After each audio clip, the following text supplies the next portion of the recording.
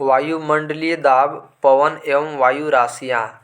वायुदाब माध्य समुद्र तल से वायुमंडल की अंतिम सीमा तक एक इकाई क्षेत्रफल के वायु स्तंभ के भार को वायुमंडलीय दाब कहते हैं। सामान्य दशाओं में समुद्र तल पर वायुदाब पारे के 76 सेंटीमीटर या 760 मिलीमीटर ऊंचे स्तंभ द्वारा पड़ने वाला दाब होता है। वायुदाब बैरोमीटर से मापा जाता है। वायुमंडलीय दाब को मौसम के पूर्वानुमान के लिए एक महत्वपूर्ण सूचक माना जाता है। वायुमंडलीय दाब की इकाई बार है। एक बार बराबर 10⁵ N प्रति मीटर स्क्वायर। वायुदाब को मिली बार तथा पास्कल में भी मापते हैं। व्यापक रूप से प्रयोग की जाने वाली दाब की इकाई को किलो पास्कल कहते हैं।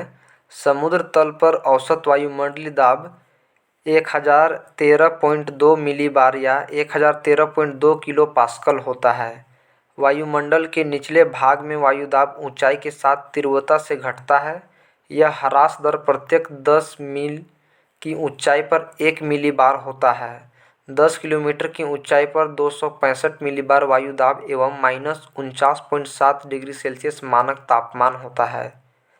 समदाब रेखा वह कल्पित रेखा जो समुद्र तल के बराबर घटाए हुए समान वायुदाब वाले स्थानों को मिलाती है। समदाब रेखा आइसोबार कहते हैं। वायुदाब को मानचित्र पर समदाब रेखा द्वारा दर्शाया जाता है।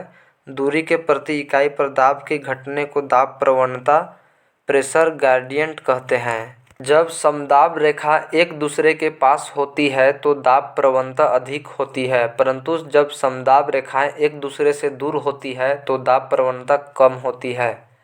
दूरी के संदर्भ में दाब परिवर्तन की दर दाब प्रवणता है। पृथ्वी के धरातल पर 4 वायुदाब कटिबंध है। पहला विषुवतरेखीय निम्न वायुदाब। यह पेटी भूमध्य रेखा से 10 डिग्री उत्तरी तथा 10 डिग्री दक्षिणी अक्षांशों के बीच स्थित है। यहाँ सालों भर सूर्य की किरणें लंबवत पड़ती है, जिसके कारण तापमान हमेशा ऊंचा रहता है। इस कटिबंध में धरातलीय क्षैतिज पवनें नहीं चलती, बल्कि अधिक तापमान के कारण वायु हल्की होकर ऊपर को उठती है और संवहनी धाराओं का जन्म होता है। इसलिए इस कटिबंध को शांत कटिबंध या डोल्ड्रम कहते हैं। विषुवत रेखा पर पृथ्वी के घूर्णन का वेग सबसे अधिक होता है, जिससे यहाँ पर अपकेंद्रीय बल सर्वाधिक होती है, जो वायु के पृथ्वी के पृष्ठ से परे धकेलती है। इसके कारण भी यहाँ पर वायुदाब कम होती है। दूसरा, उपोष्ण उच्च वायुदाब। उत्तरी तथा दक्षिणी गोलार्ध में क्रमशः कर्क और मकर रेखाओं से 35 डिग्री अक्षांशों तक उच्च दाब पेटियाँ पाई जाती है। यहाँ उच्च दाब होने के 2 कारण हैं। पहला, विषुवतरेखीय कटिबंध से गर्म होकर उठने वाली वायु ठंडी और भारी होकर कर्क तथा मकर रेखाओं से 35 डिग्री अक्षांशों के बीच नीचे उतरती है और उच्च वायुदाब उत्पन्न करती है। दूसरा, पृथ्वी के दैनिक गति के कारण उपध्रुवीय क्षेत्रों से वायु विशाल राशियाँ कर्क तथा मकर रेखाओं से 35 डिग्री अक्षांशों के बीच एकत्रित हो जाती है, जिससे वहाँ पर उच्च वायुदाब उत्पन्न हो जाती है। विषुवत रेखा से 30 डिग्री से 35 डिग्री अक्षांशों के मध्य दोनों गोलार्धों में उच्च वायुदाब की पेटियाँ उपस्थित होती है। इस उच्च वायुदाब वाली पेटी को अश्व अक्षांश कहते हैं।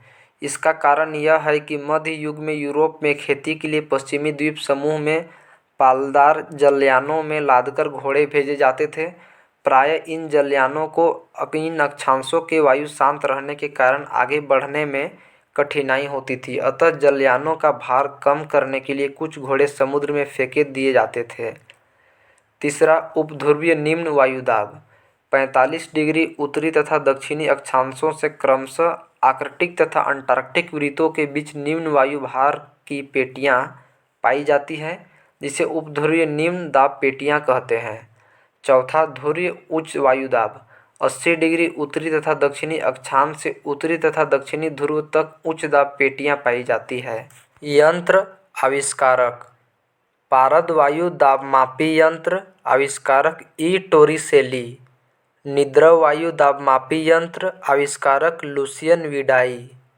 सेल्सियस थर्मामीटर यंत्र। आविष्कारक एंडर्स सेल्सियस। केस आर्द्रता मापी यंत्र। आविष्कारक डी सोसर।